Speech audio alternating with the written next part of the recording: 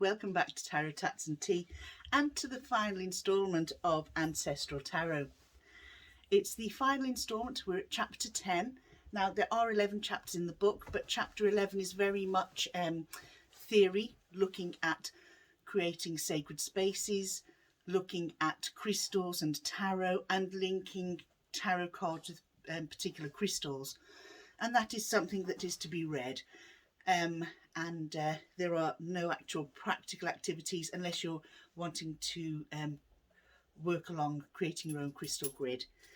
So because it's the tarot aspect of this that I'm looking at, this tonight is the last one. Chapter 10 sort of culminates everything that we've learned into one large spread called the Whole Self Mandala. Now, it's a large spread of 21 cards, and you will see that, and because I will be changing the camera and inserting that spread and how I've read it into here after I have finished this. I just want to thank you all for joining me on this. This journey has not come to an end for me. This has just scratched the surface with one ancestor. In the very beginning, I used a different ancestor, but then chose to work for the rest of the time with another ancestor, and in doing so it made this much better form, easier for me to share with yourselves. What I have found out is that it has really scratched an itch, but it has also created a much deeper curiosity. So I'm going to be using this book further and further to discover more about my ancestors of blood. Once I have sort of completed or felt that I've gone as far as I can with the work of ancestors of blood, that's when I'll go back and look at ancestors of place and time, which are chapters 6 and 7 that we didn't cover in the book, simply because I wanted to focus on just the one set of ancestors. I hope you've enjoyed this journey, because I know I have. Enjoy the spread. See you in a minute. Okay, so here we are at the Whole Self Mandala. Now, this is the spread.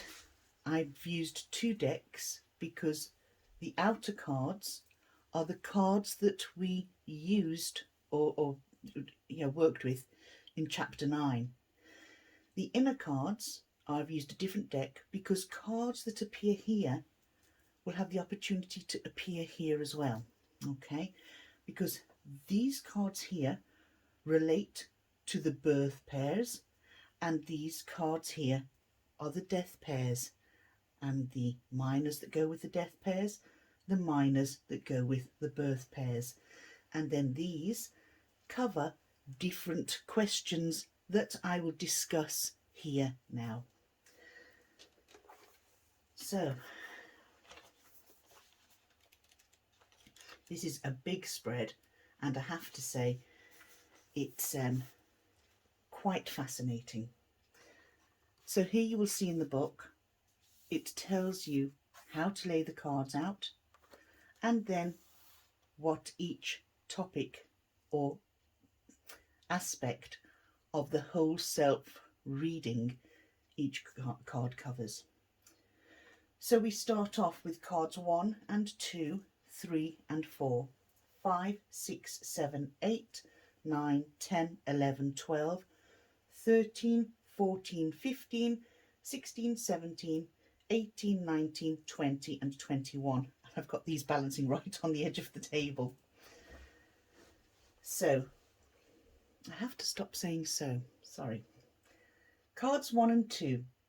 If you know the birth date, these are the 2 cards that make up the birth pair. This is what we discussed and discovered in chapter 9, so they're laid out here.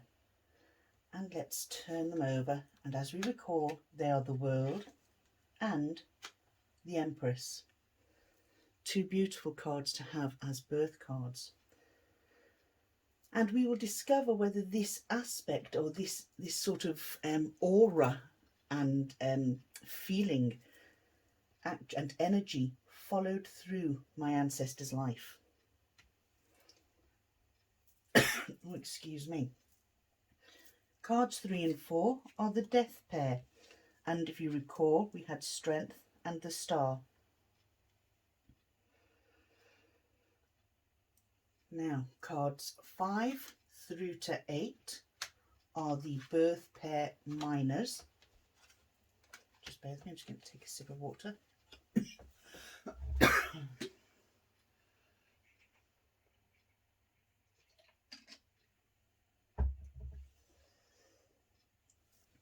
And 9 to 12 are the death pair minors.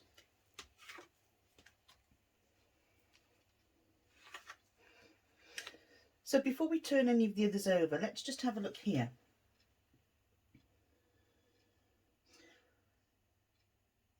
If you are doing this and you don't know the death date of your ancestor, you might have a birth date, but you're not sure of the death date, you can leave a space here.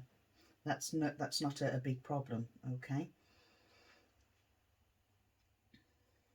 So we've discovered that the energy of the World and Empress cards, let's have a look. They are cards that bring encouragement, bring growth, bring new ideas, you know, sort of seeds for growth, new life. And it's sort of the parent card, you know, whether it's maternal or paternal, where, you know, that the Empress is like the matriarch, but we can say patriarch too. It's sort of not necessarily gender specific. The World card is that whatever he does in life, it's going to be for his world. He's going to make it as positive as he can for him and his. Throughout his life, we have the minors here that would have followed. And let's have a look. We have the Three of Wands, the Three of Pentacles, the Three of Swords, and the Three of Cups. And this is quite right, because let's look at this. We've got times of celebration, times of hurt, times of planning and sort of mapping out a future, and times where your ship's going to come in, and also times of travel.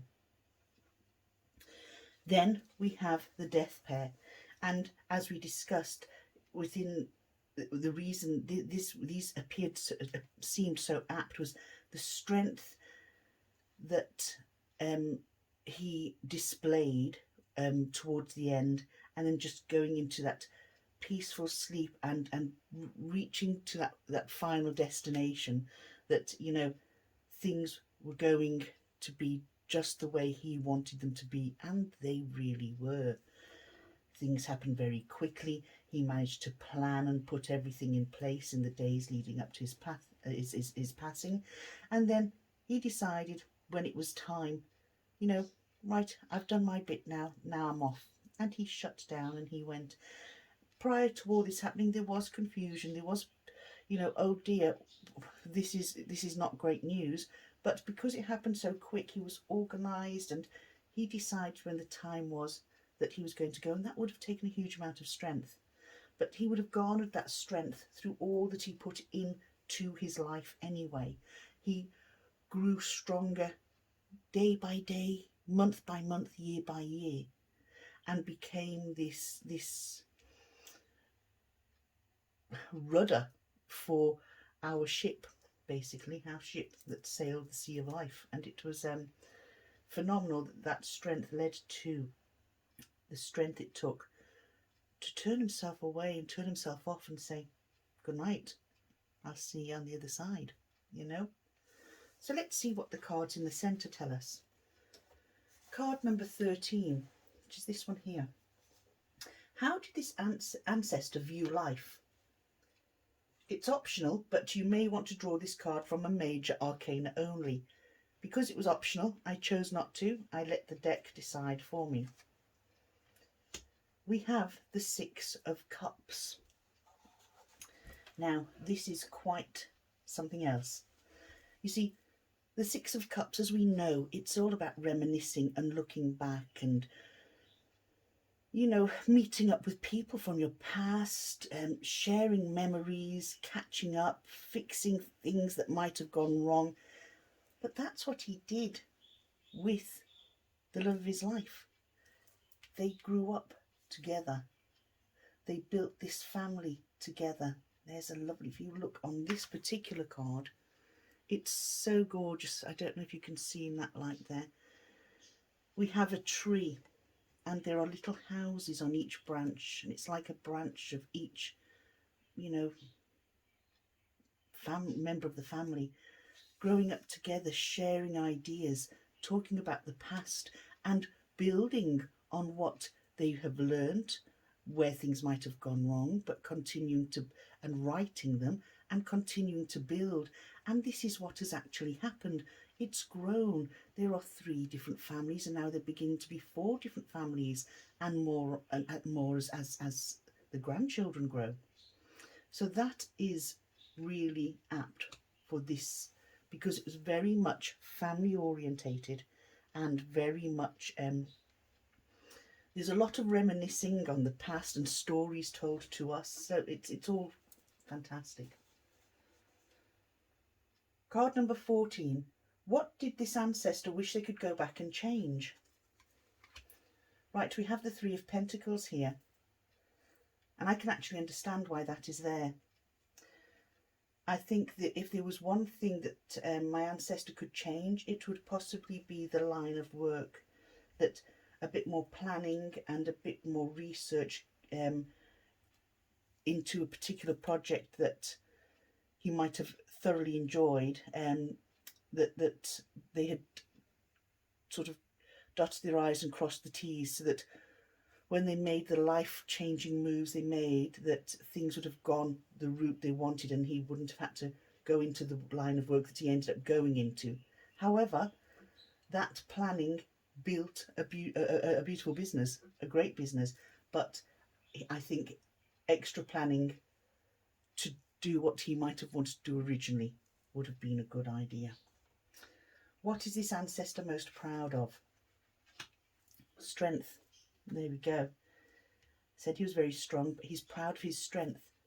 He was proud of in his strength of morals, in his strength to support his family, in his strength that he passed on to us, you know, and very proud to have carried himself through many trials and tribulations that life threw at him. How will working more deeply with this ancestor impact on my life?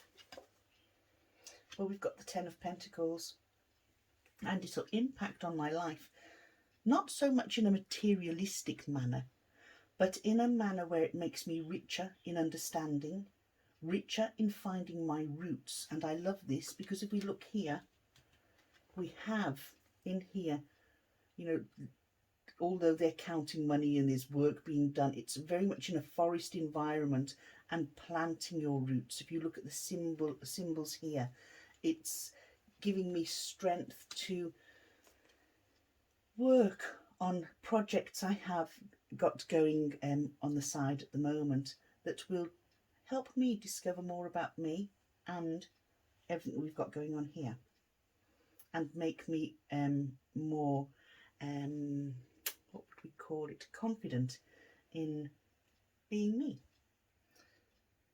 What is one piece of advice this ancestor wants to give me? To believe that what I'm doing will reach a good ending, a happy ending. To believe that projects that I've got going on will probably go further than I actually planned them to go. I love this. This person's covered in tattoos just as I am. And the fact that this is the star card and I've got a star named after this ancestor, it's almost like he is saying, have confidence, because what you're doing is going to work out and your dreams are going to be realised. It'll take work. It'll take the work that we see here in the Ten of Pentacles. It might bring a slight increase in income, but it's the happiness and joy that it will bring, and that I'm on the right path, and to keep going and to stop procrastinating and start believing in myself that this is going to happen. What kind of person does the ancestor think that they were? The Knight of Wands. As the Knight of Wands, he's very encouraging and pushing people to use their skills and talents.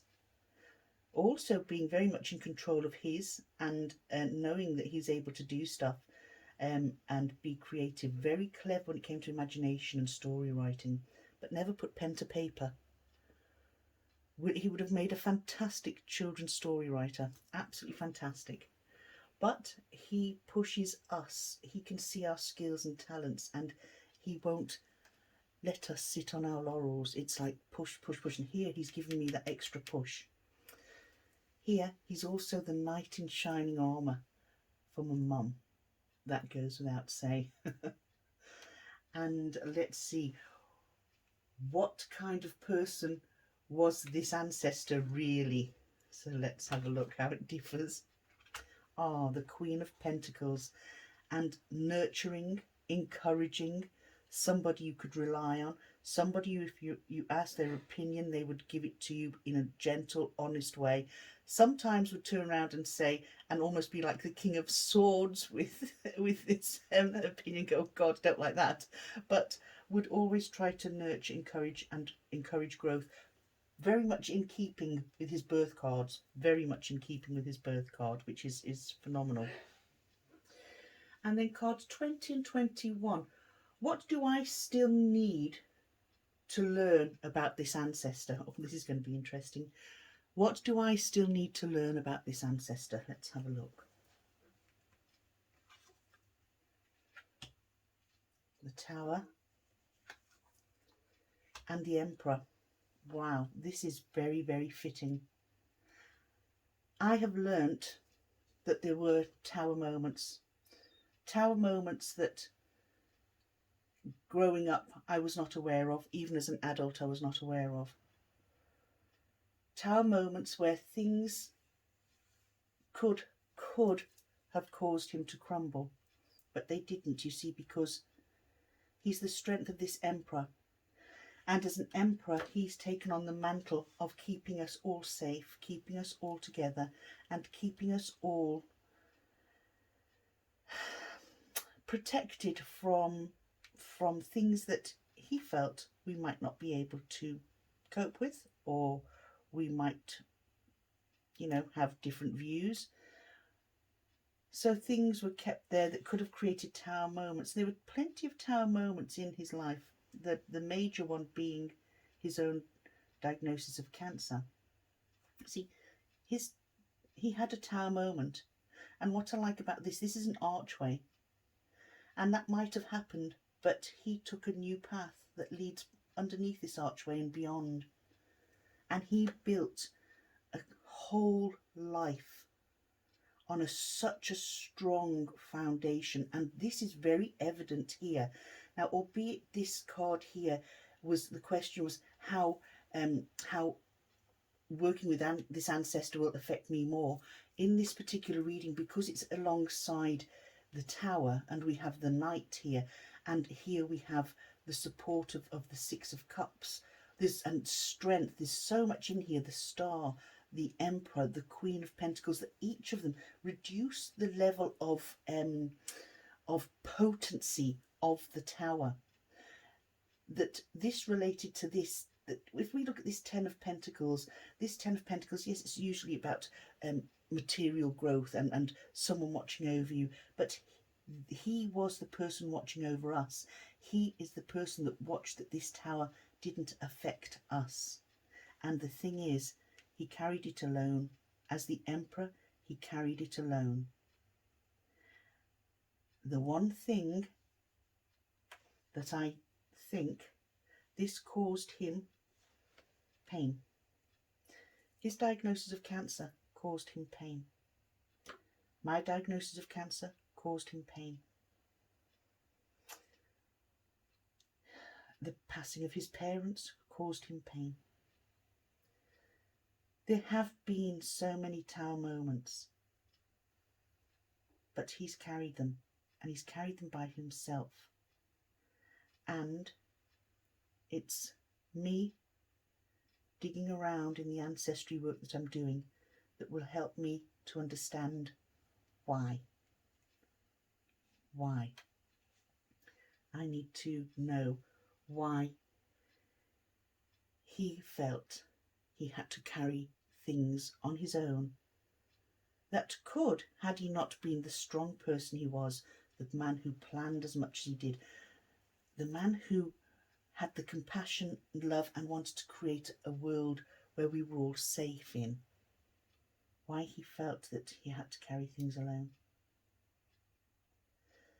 And then, of course, as time went by, he made a wish.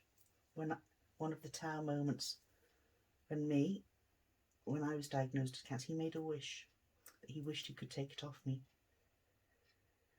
And in less than 2 years, that's exactly what he did. Because he had strength. It came as a bit of a shock at first. It happened very quickly. He managed to plan everything before he deteriorated. And then, when he was told how long he could potentially have left, he decided, I'm not hanging around to be in pain. I'm not hanging around to cause the family discomfort. I'm going. And he had the strength to turn himself off, and off he went. My hero. That is an amazing spread. And every card I can relate to. There's a lot deeper in here that I can relate to on a much deeper level, but that, as I've said in previous activities, is something that I will keep personally in my journal. But for now, reading this superficially and quickly, it makes so much sense. So I'm going to keep this spread out, and I'm going to come back to this tomorrow in the light of day, and that's when I'm going to get my tarot shovel out and I'm going to dig deep into each card, particularly these two here.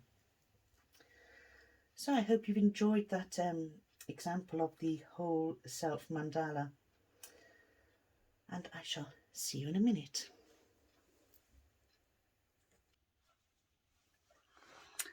So that's a wrap for the Ancestral Tarot. I have looked at the final thoughts in this book, and first of all, I want to thank Nancy Hendrickson for creating a key to a door that gives us another avenue to explore aspects of our ancestors. A path that I personally wouldn't have thought of going down. It wouldn't have occurred to me to do this. But this book has unlocked another way of looking at things, and I have found it hugely helpful. Inside this book, Nancy shares her final thoughts, and they really do reflect my own. So I'm going to share her final thoughts on this journey with you, and it really does express how I feel myself. Remember the very first spread you did in this book? It's time to go back and see how closely your experiences have mirrored the cards you drew. Was the outcome as expected, or were there surprises along the way? If you began Ancestral Tarot with the goal of healing old wounds, I hope your journey has been successful. If you simply wanted to give thanks for those who came before, may you feel their blessings. My own journey has been an emotional one. It's brought an acceptance for things I cannot change, gratitude for understanding old patterns, and some sadness for those family and friends that I will always miss. Thank you for joining me and our 78 companions along the way. I wish you love and healing. Perfect words to end a perfect journey. Thanks, everybody. I wish you well in your Ancestral Tarot journey. It really is rather interesting. I'll see you on the next deck review. Bye now.